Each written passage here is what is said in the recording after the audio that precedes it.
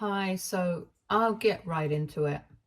I've always had a very weird equation with my sister-in-law, and recently something happened that kind of pushed me over the edge. Not just me, literally everyone in the family. I, 28 female, have been married to my husband, 28 male, for 3 years, and we have been together for 6. Couple of months ago, we found out that we were expecting our first child together, and we were thrilled about it. A few days ago this week, we decided to have a baby shower and invite our families and friends to our new house for the event. My sister-in-law, Connie, 30 male, and her husband were also invited to the event. Connie has been with her husband for 8 years and married for 5, and they have been trying to have a baby for a really long time, but haven't been successful. Recently, they started their IVF treatments because even though neither of them had any fertility issues, they were still struggling with conceiving. Had she been a better person, I might have felt bad for her. But after what she did recently, I'm glad that she hasn't been able to conceive yet because she's crazy and honestly doesn't deserve to be a mother. Connie and I don't really get along, and I would say that it's her fault because I've always been cordial with her, but she just has a weird attitude about everything. Earlier, she used to be nice to my face, but I had heard from several of her family members that she constantly put me down behind my back and made fun of a lot of things about me. So I slowly distanced myself from her. And then eventually we got to the point where we were only nice to each other for the sake of our family and nothing more. So inviting each other to events was more of a formality, and we knew it. She had been invited to my pregnancy announcement party as well, and even there, all she had done was sulk. And maybe I should have taken that hint and not invited her this time. But I didn't think much of it. Anyway, a couple of days ago, I had my baby shower, and Connie and her husband also attended. They were one of the first few guests to arrive, so we had taken a few people on a house tour since it was a new home. And yes, this is quite an important detail.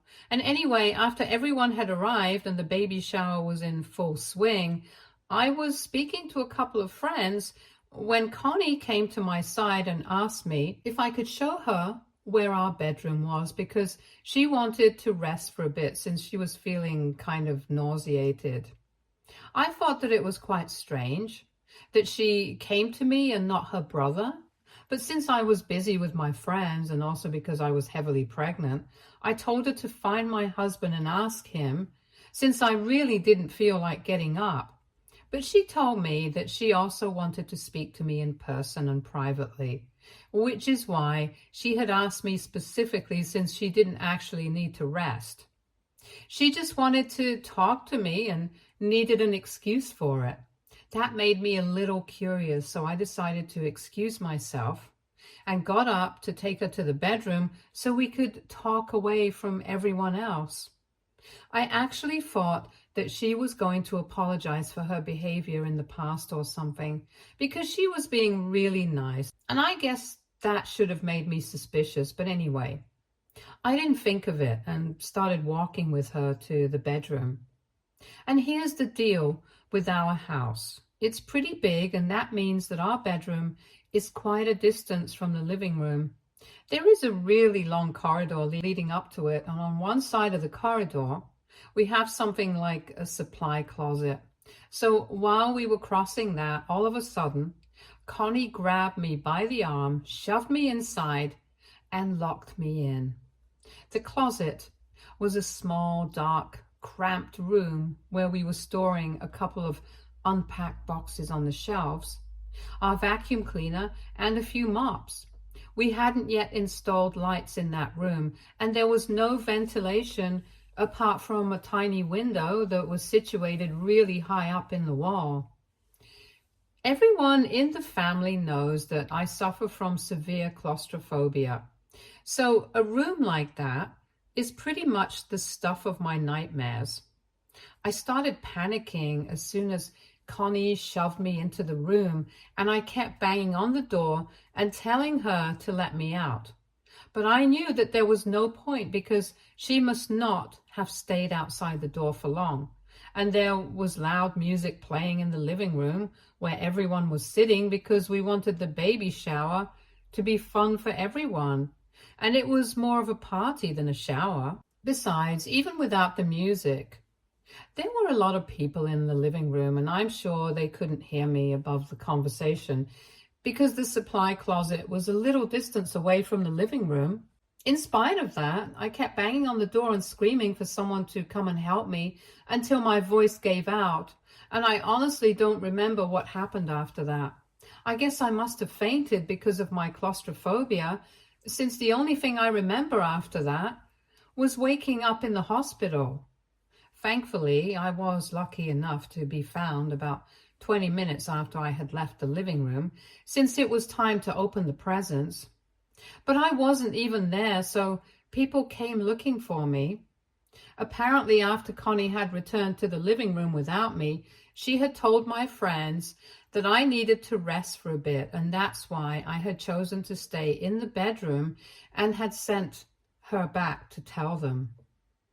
A pregnant woman choosing to take some time away from a party so she could rest wasn't all that strange. So nobody raised any questions because what Connie had done was so absurd.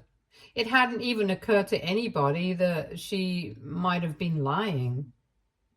And then eventually, when it was time to open the presents, people started looking for me, and my husband started panicking when he realized that I wasn't in the bedroom like Connie had said.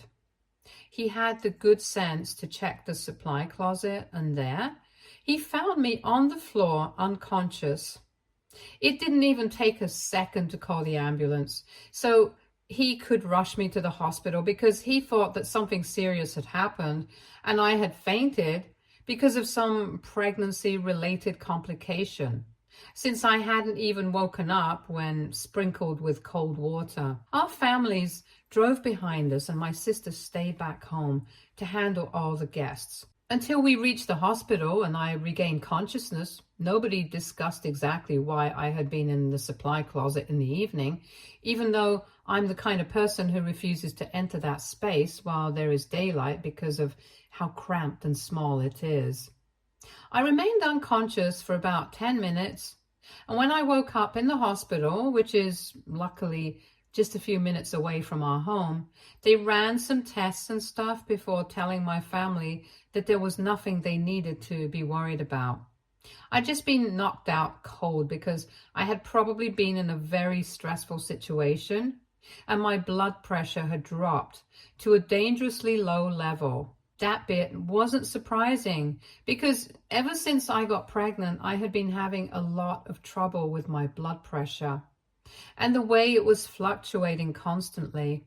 And I guess the claustrophobia and the panic attack must have triggered me somehow, which is why I ended up fainting and remaining unconscious for 10 whole minutes.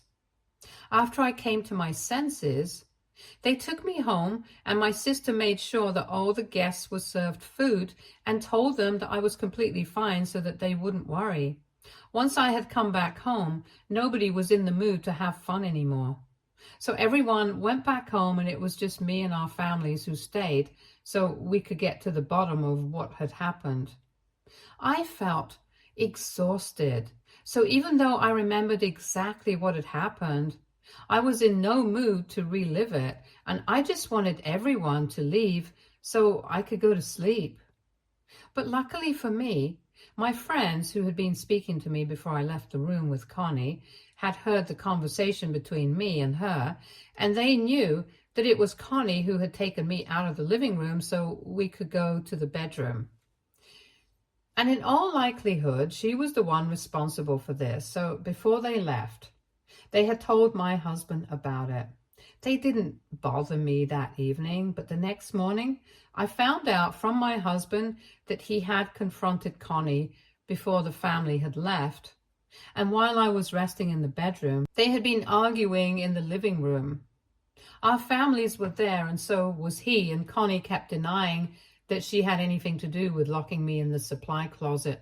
She claimed that she had gone with me to the bedroom to apologize for always being cold and a bit mean to me all the time. And apparently we had made up for the last couple of years. Then I told her that I wanted some time away from the party, so I stayed in the bedroom and she came back. So she really had no idea why I had ended up in the supply closet and denied having anything to do with it. And since it was just her word against my friends, they couldn't come to a conclusion that evening. But the next morning I woke up in a much better condition, and after breakfast my husband asked me what exactly had happened, and I told him everything. I told him I had kept banging on the door of the supply closet, begging Connie to let me out, but she probably hadn't even been there to hear me. He was furious and called the rest of the family over once again so we could deal with the situation, and this time I was present as well, so she couldn't deny what she had done. I remember that morning Connie showed up looking really sick and pale because she probably knew that she was screwed. Her husband also looked worried, but I don't think that he knew exactly what his wife had been up to. Anyway, I recounted what had happened that evening and confirmed the fact that Connie was the one who had pushed me into that closet and left me there. Everyone seemed horrified and nobody really knew what to say because I don't think anybody wanted to believe that somebody they had known for so long was capable of doing something so horrible.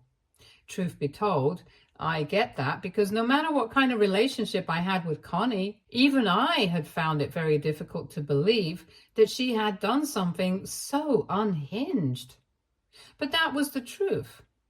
She had tried to harm me on purpose, and I didn't even feel safe around her anymore. After I was done talking, my mother-in-law, Pam, was the first one to speak up.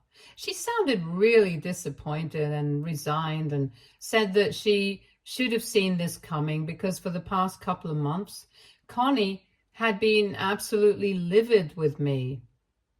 The reason for that was that she felt like I was rubbing it in her face, the fact that I was pregnant before her, even though she had been married for longer than me. She had even said that she was very unhappy with the fact that I would be the first woman in the family to give Pamela a grandkid and not her. But Pam thought that these ramblings against me were just harmless and petty, so she never brought it up with us. But she had no idea that Connie would go out of her way to do something like this out of anger and jealousy. At that point, Connie started crying and said that she hadn't done this out of anger, but it was only meant to be a harmless and innocent prank. She claimed that she had no idea that this was going to go so wrong, and she had actually intended on just leaving me locked in there for a couple of minutes as a prank. And then she would let me out and apologize for not just locking me in for her behavior towards me for the past couple of years.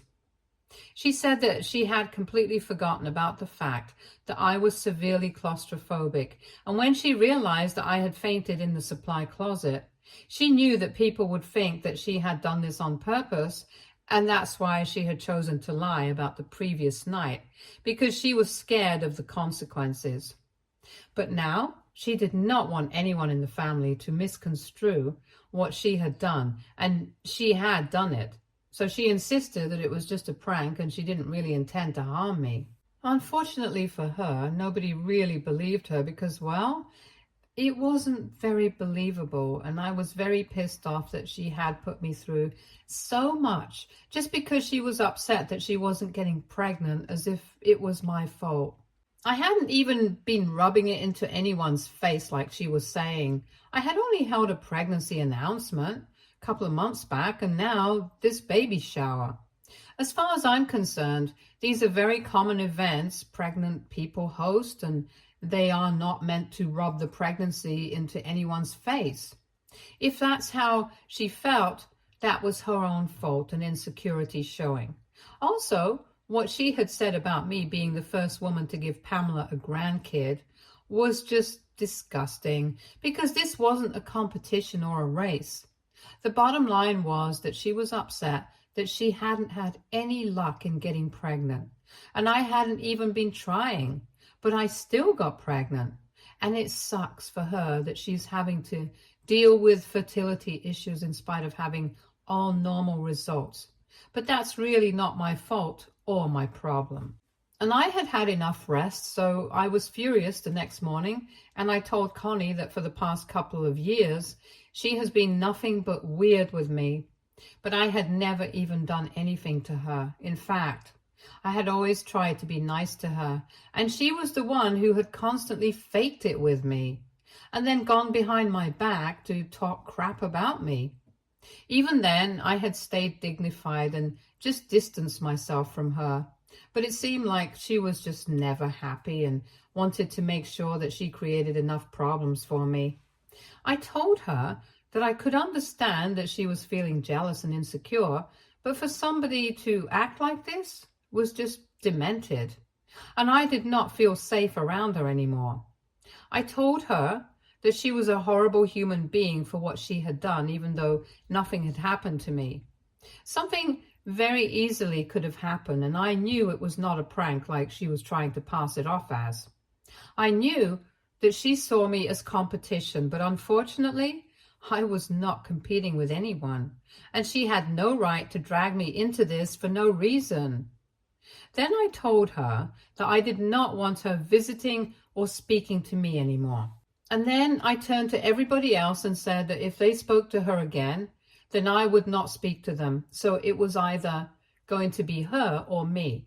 And that's when Connie started protesting, saying that I had no right to do that, especially when she had just been playing a prank. I could see that both she and her husband were actually worried, but I had said whatever I had to say, and they could go on screaming, but it didn't matter, since I knew that the rest of the family was also going to agree with me.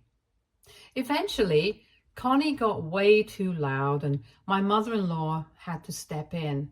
She told Connie to stay quiet because this was just a consequence of her own actions, and she had lost the right to protest against it. And then she said something that shocked us all. She backed me up and told me that I was right. It wouldn't be possible to look at Connie the same way because what had happened was just insane, and nobody was going to believe her claim of it only being a prank. Then she went on to say that she was cutting Connie out of her life for now, and maybe in the future they would be able to make up, but right now she didn't want anything to do with her. And that also meant that she was no longer going to be paying for the IVF treatments. So they would have to look for some other way to deal with it. My father-in-law, who is a generally quiet man and mostly lets Pamela do all the talking, also agreed with this, and I'm not even exaggerating. Connie and her husband literally erupted at that point. They started screaming at Connie's parents and said that they couldn't do this since everyone knew that they were really desperate to start a family and they couldn't afford the IVF treatments along with everything else that was going on. So Connie's parents had been their only hope. For context, my in-laws are quite rich, but Connie's husband's parents aren't exactly on the same level, so they couldn't have approached them for help. Connie and her husband have just started a new business. It's barely been a few months, so they haven't managed to break yet, which is probably why they were relying on Connie's parents for the money for the treatments. We didn't know about that before it was brought up by them, and it was a huge deal that they were backing out of it since Connie had been pretty desperate to have a baby. When Connie and her husband started screaming hysterically, Pam stood her ground and said that given her current state of mind and the way she was behaving, she thought it was best for her not to have a baby right now, and I couldn't agree more. Nobody had anything to say, and Connie just broke down and kind of just fell to the floor while crying, and it was pretty pathetic to see her like that. But I wasn't going to go back on my word. She continued to sob on the floor for about 5 minutes, and nobody said anything during that time. But then she got up, and I thought that she was going to speak to her mother. But she came directly towards me and actually started begging for forgiveness. And I mean, she was really begging. She was on her knees and everything and said that she was genuinely and truly sorry for what she had done. But she knew that I could make this right by speaking to Pam, and I just had to do it. Pam tried to be gentle with her and told her that her mind had been made up and not even I could change it. But Connie was not ready to listen. She was just hysterical, and I don't think she was in her senses at the time. It was kind of awkward, so I didn't even know what to say, and I really felt bad for her. But there was nothing that I could do. After a while, her husband grabbed her and got her to stand back up, and while she was still crying, he walked out with her and left us all still trying to process what had happened. After that, everyone went back home, and it's just been me and my husband since then. We haven't been speaking about what happened with Connie because it was sad after one point, but right now I've been feeling a little weird about it. I know that what she did to me was terrible, but I was the one who put forth an ultimatum for the rest of the family and forced them to cut her off, and that also meant that she couldn't have a baby because it meant no more IVF treatments. So I've been wondering if I was a jerk for doing that or not, and that's what I wanted to know, which is why I'm here for an objective opinion. AITA, for telling my family and my in-laws to choose between me and my sister-in-law? Update 1. Hey everyone. I would just like to first thank everyone who responded to my post and commented on it. The majority of the comments agreed that I'm not the one at fault here. So I'm pretty relieved because I had been feeling very heavy and guilty after what had happened. I guess I just hadn't expected her to beg for forgiveness like that. And she had been pretty hysterical, so I guess I started feeling bad for her. I still kind of feel bad for her, but to be honest, this was something that she deserved. It wouldn't have been fair for her to get away with all of this scot-free, because regardless of what her intention had been, I still don't know if it really had been meant to be a prank or not. But the consequences of it were not really good for me. And to be honest, I think I'm still going to stick by what I had said about her not being ready to be a mother just yet. If she's acting like this, so unhinged and irresponsible just because she's pissed at me, then I'm not sure how she thinks she's ready to handle a baby. It's very obvious to me, and I think it's clear to Pam as well, that Connie has some serious issues. So until she deals with that, I think it's better for her to stay away from motherhood. I've spoken about this with my husband, and I told him that I have been feeling really bad about what happened with Connie, but he told me not to worry about it. Apparently, his sister had always been a bit of a hothead, but everyone had thought that she had left that kind of behavior back in her teens. She used to be one of your typical vindictive, mean girls back in high school and even in college. But this was not just mean, this was downright cruel. And I knew that she had always had a mean streak in her. But for her to manifest it in waves like this, I don't think anyone had seen that coming. Anyway, my husband reassured me, and after that, I felt considerably better about all of this. So I'm going to try and put it all out of my head now and just focus on having a happy rest of my pregnancy. Update 2. Hey, so 8 days have passed since my baby shower, and since the event didn't exactly end well, we hosted a formal dinner for everyone tonight to make it up to them. And obviously, Connie and her husband were not invited this time. I hadn't opened any of the gifts, so I decided to open them today. With all my friends and family around me, we were all having quite a nice time until dessert was served. because that was the time around which Connie decided to make a post on social media calling me out on my behavior. Yeah, the irony is astounding that after everything that has happened, she is the one who's calling me out. I had blocked her shortly after the incident had taken place. So I didn't know about the post, but she had tagged a couple of my friends and a few family members on it. So they were notified and read it out to me. It was ridiculous. She had posted that apparently I had always been in competition with her, and I had really thought that I won when I got pregnant before her. And she acknowledged the fact that she had lost her temper a couple of days back during my baby shower and had locked me in the closet. But my way of retaliation has been a lot more severe than what she had done. She posted that I had forced her family to cut her off and made sure that she wouldn't be able to get pregnant by convincing her mother not to contribute to her IVF treatments anymore. But unfortunately, my plan was not going to work because they had decided to pay for the IVF treatment themselves, and they were definitely going to have a baby. So the rest of the family could cut her off, but it was not going to make a difference to her because she was determined to become a mother and start her own family. And that family would be far better than the one she was born into. Since apparently both her family were too busy sucking up to me instead of looking after the only daughter that they had, I tried really hard to feel offended at that post, but honestly, it was just such a huge joke that I ended up laughing at it, and everyone else followed me. So we brushed it off as a big joke and didn't even talk about it because I wasn't going to let Connie ruin an event for me a second time. I'm pretty sure that she had picked this day on purpose as well to make that post because she wanted to gain sympathy and attention. But unfortunately, nobody really has any of that to spare for her. Not after what she has done, at least.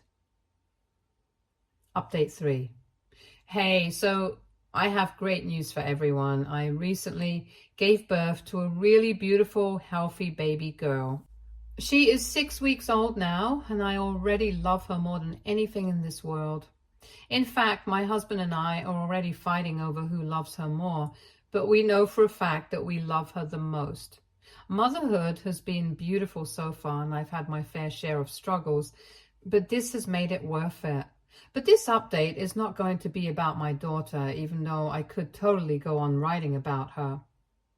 This is actually going to be about Connie because she's getting divorced, and I'm honestly not surprised that this is happening.